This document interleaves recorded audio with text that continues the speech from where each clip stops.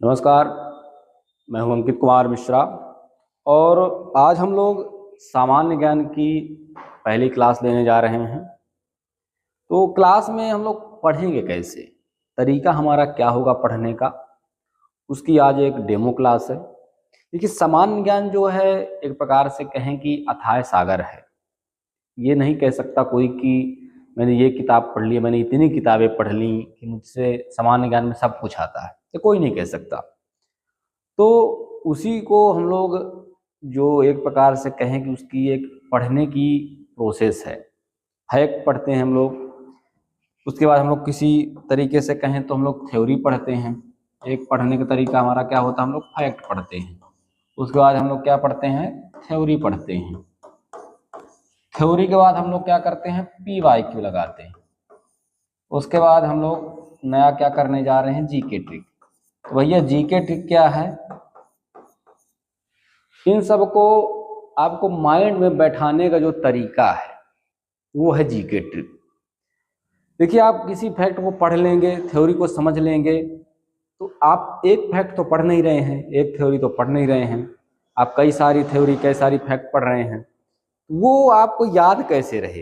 Exam में अगर कोई एक कीवर्ड आपको मिल जाए तो उस कीवर्ड से आप पूरी लाइन, पूरी थ्योरी को आप रिमाइंड कर सकें, वो है हमारा पढ़ाने का तरीका। अब उसका उदाहरण कैसे हम लोग अगर समझेंगे तो कैसे समझेंगे, जैसे मान लीजिए हम लोग कोई एक टॉपिक पढ़ते हैं, जीके के आप कोई बुक उठाएंगे तो पहली लाइन उसमें यही लिखी रहती है, भारतीय इतिहास। इतिहास की बात अगर हम करें, भारतीय इतिहास में क्या लिखा रहता है, भारतीय इतिहास में भैया भारतीय इतिहास के जो स्रोत होते हैं, जिनके माध्यम से हम लोग इतिहास की रूपरेखा या कहें कि इतिहास को बनाते हैं पढ़ने लायक, वो तो उसको क्या कहते हैं, स्रोत।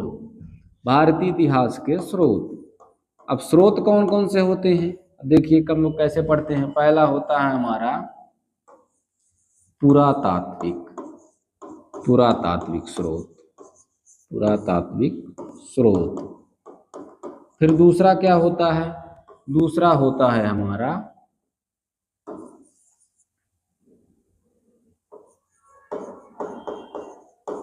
साहित्यिक स्रोत, साहित्यिक स्रोत। तीसरा होता है विदेशी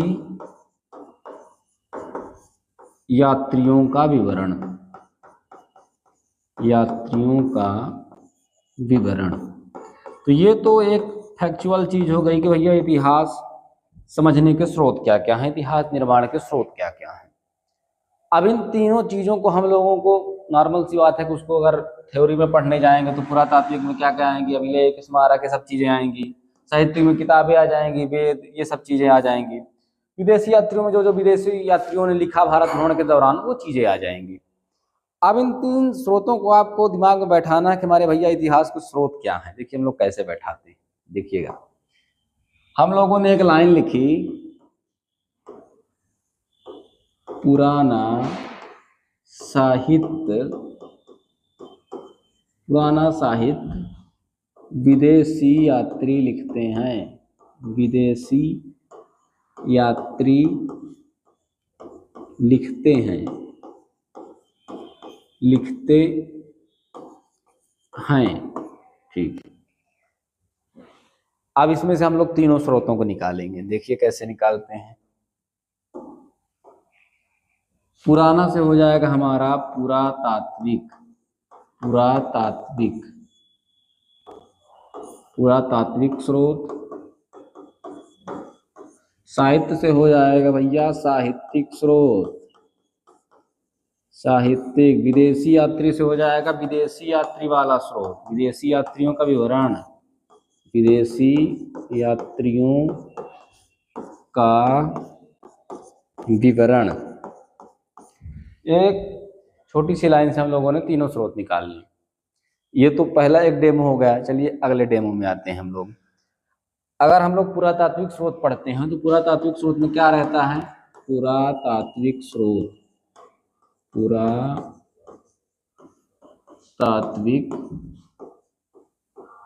स्रोत, इसमें क्या क्या आते हैं, अभिलेख,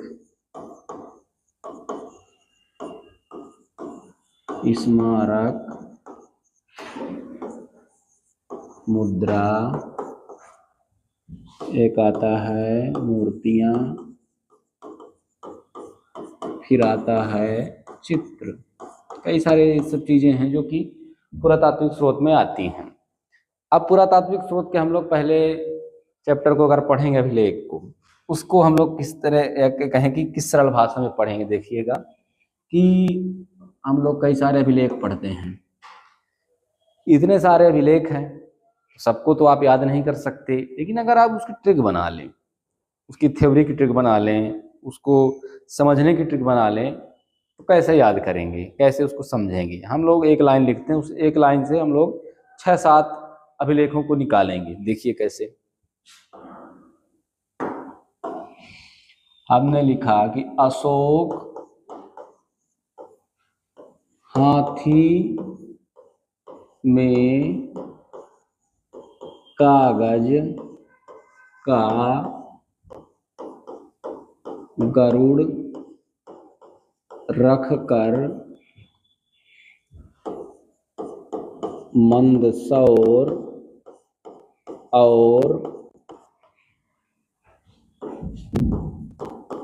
सोहगौरा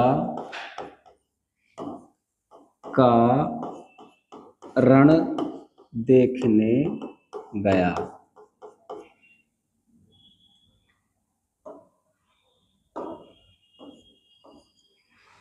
एक लाइन है, अगर एक लाइन आपने समझ ली तो उस एक लाइन से हम लोग 7 अभिलेख निकाल लेंगे।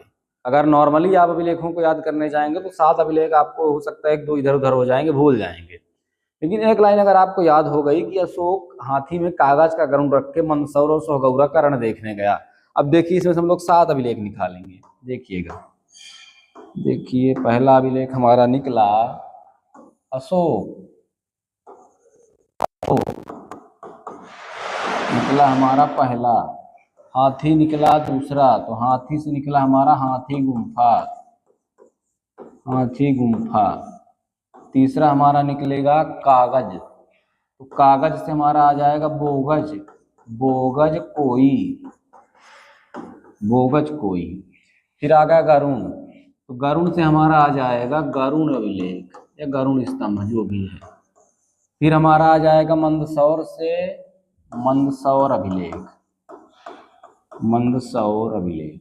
फिर हमारा आ जाएगा सोहगौरा, सोहगौरा से हमारा आ जाएगा सोहगौरा अभिलेख। तो हमारे पढ़ने का तरीका कुछ इस तरह रहेगा। अब देखिए अभिलेख बस तो रटने नहीं है हमको, अभिलेखों में लिखा क्या गया ये भी देखना है। देखिए हम लोगों ने एक लाइन से 7 अभिलेख निकाले। अब इन अभिलेखों में लिखा क्या गया है वो देखने के लिए हम ये देखेंगे कि अभिलेखों को पहले ये समझेंगे एक अभिलेख के फैक्ट क्या हैं, तो उसको ट्रिक के माध्यम से हम लोग माइंड में बैठा कैसे सकते हैं। तो पहले हम लोग अगर आए अशोक के अभिलेख में आ जाते हैं। अशोक का अभिलेख क्या कहता है? अशोक के अभिलेख की एक ट्रिक है, अशोक ने पुराने परीक्षा जिसका विषय धर्म प्रशासन था, धर्म प्रशासन था, उसमें उसे 300 नंबर मिले, 300 नंबर मिले। भैया अशोक क्या कहता है, अशोक का अभिलेख क्या कहता है हमको नहीं पता, ठीक है। लेकिन अशोक एक व्यक्ति है जो एग्जाम देता है, और अभी नया एग्जाम नहीं है उसका, पुराना एग्जाम है। और वो गणित और उसका तो एग्जाम देगा नहीं, बड़ा आदमी होगा तो शायद कोई नया सब्जेक्ट का एग्जाम देगा। उसने एग्जाम दिया धर्म और प्रशासन का, उसका एग्जाम, उसमें उसको नंबर मिले 300। चलिए इससे हम लोग फैक्ट निकालते हैं कि अशोक का अभिलेख कहता क्या है, अशोक के अभिलेख में लिखा क्या है। अशोक के अभिलेख में क्या लिखा है? अशोक ठीक है, उसके एग्जाम कब होता है? एग्जाम होता है धर्म और प्रशासन विषय है उसका। तो अशोक के अभिलेख में क्या मिलता है हमें? धर्म और प्रशासन की जानकारी, धर्म और प्रशासन की जानकारी, प्रशासन की जानकारी। ठीक है भैया, अब उसका पेपर कौन था? पुराना पेपर था। तो पुराना पेपर यानी ईसा पूर्व, या ये कह सकते हैं कि नया सन हम लोग नहीं लेंगे। तो अब उसके बाद ठीक है ईसा पूर्व आया, 300 नंबर मिले। 300 उसको नंबर नहीं है, 300 ईसा पूर्व उसका समय है। 300 ईसा पूर्व अभिलेख अशोक का जो है, 300 ईसा पूर्व का इसका समय है अशोक का। अशोक का अभिलेख जो है 300 ईसा पूर्व का उसका कार्यकाल है। तो हम लोगों ने एक लाइन पढ़ी कि अशोक का जो पेपर है उसका विषय है धर्म और प्रशासन, और उसको एग्जाम में नंबर मिले, कितने मिले भैया? मिले 300। चलिए अब अगला अभिलेख एक बार पढ़ लेते हैं और डेमो देख लेते हैं। हाथी गुम्फा, चलिए हाथी गुम्फा भी छोटा सा देख लेते हैं। हाथी गुम्फा, चलिए इस बार हम लोग फैक्ट देखते हैं फिर उसकी ट्रिक बनाते हैं, ठीक है। तो हाथी गुम्फा में क्या लिखा है? कलिंग राजा खारवेल से संबंधित है। कलिंग राजा खारवेल से संबंधित है, ये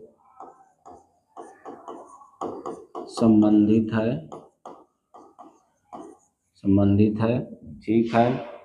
चलिए हम लोगों ने क्या पढ़ा? कलिंग राजा खारवेल से संबंधित है। अब इसकी ट्रिक क्या कहती है? इसकी ट्रिक कहती है हाथी पता नहीं खारे बोरवेल में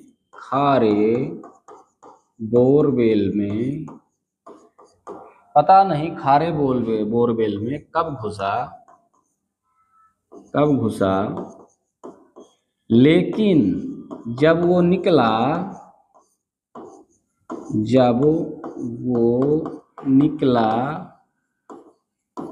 तो क्या देखा उसने? जब वो निकला तो कलिंग का राज देख के आया। कलिंग का राज हो गया। हाथी एक बोर में घुसता है, बोर कैसा है? खारे बोरवेल है, खारे पानी का बोरवेल। पता नहीं कब घुसा। अब देखिए पता नहीं से हम लोगों को क्या पता चलता है? पता नहीं। हाथी गुम्फा तो ठीक है, क्लियर है। ये जो हाथी गुम्फा अभिलेख है ये तिथि रहित अभिलेख है, इसमें समय नहीं लिखा गया है या कि इसका समय नहीं पता चला है कि ये कब का है। तो तिथि रहित अभिलेख जो है हाथी गुम्फा है। तो पता नहीं कब घुसा, तो कब से या कि पता नहीं से हम लोग क्या निकाल सकते हैं? तिथि रहित अभिलेख, ठीक है। खारे बोरवेल से क्या हो जाएगा? खारे, तो खारे से हो जाएगा खारवेल। कलिंग का राज उसने देखा था तो कलिंग राज खारवेल। चलिए खारवेल, ये तो हाथी गुम्फा की बात हो गई। इसी तरह और अभिलेख हैं। सभी अभिलेख तो अभी नहीं पढ़ाएंगे हम लोग, तो केवल डेमो देख रहे हैं अभी।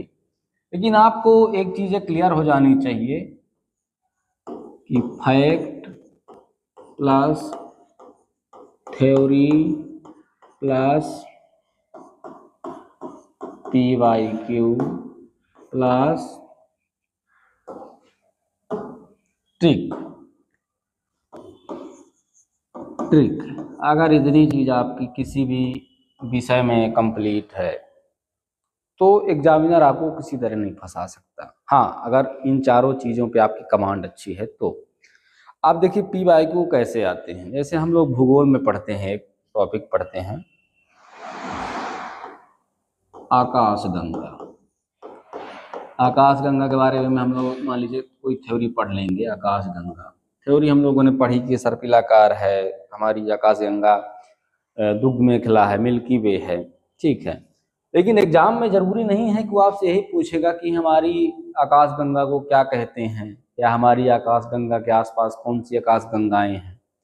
यूपीपीसीएस में एक प्रश्न था कि आकाशगंगा वर्गीकृत की गई है, यानी किस रूप में वर्गीकृत की गई है। तो PYQ अगर हम लोग देखें, ठीक है, हम लोग फैक्ट देख लेंगे और थ्योरी देख लेंगे, लेकिन PYQ में एग्जामिनर पूछता कैसे है। यूपीपीसीएस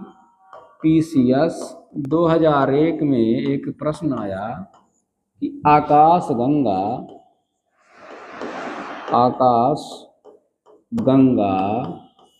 को वर्गीकृत वर्गीकृत किया गया है। ऑप्शन है उसके सर्पिलाकार, ऑप्शन बी है विद्युतीय, ऑप्शन सी है अनियमित और एक ऑप्शन है गोलाकार। चलिए गोलाकार। अब इसका ऑप्शन तो हम लोगों को ये कंफर्म है कि चलिए सर्पिलाकार है। हम लोग अगर फैक्ट रस पढ़ के जाते कि सर्पिलाकार आकाशगंगा है तो वर्गीकृत किस रूप में की गई है, हो सकता कंफ्यूज भी हो सकते थे। लेकिन अगर फैक्ट और थ्योरी पढ़ने के बाद हम लोग एग्जामिनर के हिसाब से दिमाग से प्रश्न पढ़ें कि एग्जामिनर आखिर पूछ कैसे सकता है इस टॉपिक को, तो उस टॉपिक से रिलेटेड जो PYQ होंगे वो हम देख लेंगे। UPSC हो, PCS हो, SSC हो, रेलवे, NTPC कोई भी एग्जाम के हों, PYQ देख लेंगे तो हम लोग ये समझ लेंगे कि ट्रेंड में क्या चलता है। आप अगर देखे होंगे UPSC का पुराना पेपर और PSC का पुराना पेपर, एक फैक्ट पूछता था पहले कि फलाना चीज क्या है, अब उस फैक्ट को वो खुद बता देता है कि भैया भारत का ये जो ये एक प्रकार से एग्जाम्पल कि पश्चिमी घाट में ये चीजें हैं, अब ये बताओ कि पूर्वी घाट में ये चीजें हैं कि नहीं हैं तो मतलब उसके अंदर का दो चीजें कथन उसने दे दी, अब कथन कारण बताओ सही है कि गलत। ये पहले नहीं आता था, धीरे धीरे उसको पता चल गया कि लड़के यहीं फंसते हैं, तो उसने यही पैटर्न धीरे धीरे करके, अब देख लीजिए MPPSC में यही पैटर्न आता है, सभी PCS एग्जाम में यही पैटर्न आता है, लेकिन UPSC ने चीजें लाई थी धीरे धीरे करके। तो ये नहीं, तो जब तक हम कॉन्सेप्ट में क्लियर नहीं होंगे तब तक हम नहीं कह सकते कि एग्जाम में हम जब जाएंगे तो एग्जामिनर कैसे पूछ सकता है। तो ठीक है, आज तो ये डेमो था। हम लोग अगले क्लास में किसी एक चैप्टर को उठाएंगे, धीरे धीरे करके हम लोग चैप्टरों में चढ़ेंगे, उन चैप्टरों को इसी क्रम में हम लोग पढ़ेंगे, उसके फैक्ट, थ्योरी, PYQ, उसकी ट्रिक बनाएंगे। तो ये हमारा पैटर्न होगा। तो पहली क्लास हम लोगों की होगी ब्रह्मांड की उत्पत्ति, उसके बारे में जो परिकल्पनाएं दी गई हैं, बिग बैंग थ्योरी है जो कि लेटेस्ट परिकल्पना जिसको भी वैलिड माना जाता है। बहुत सी परिकल्पनाएं ऐसी आई थी कि करीब 14 या 15 परिकल्पनाएं थी जिनको पहले माना गया फिर रिजेक्ट कर दिया गया उन अवधारणाओं को। लेकिन अभी लेटेस्ट में जो है बिग बैंग थ्योरी है, एक बिंदु से विस्फोट होता है और ब्रह्मांड की निर्माण होता है, ब्रह्मांड की उत्पत्ति होती है। तो उन थ्योरियों को हम लोग पढ़ेंगे, उसके बाद इन थ्योरियों के फैक्ट को हम लोग रटें कैसे या कि याद कैसे करें, माइंड में कैसे बैठाएं वो देखेंगे। उनसे क्वेश्चन क्या क्या बन सकते हैं कि बने हैं पुराने, वो भी देखेंगे। ये हमारा पैटर्न होगा। चलिए अपने अगली क्लास में मिलते हैं, तब तक के लिए धन्यवाद।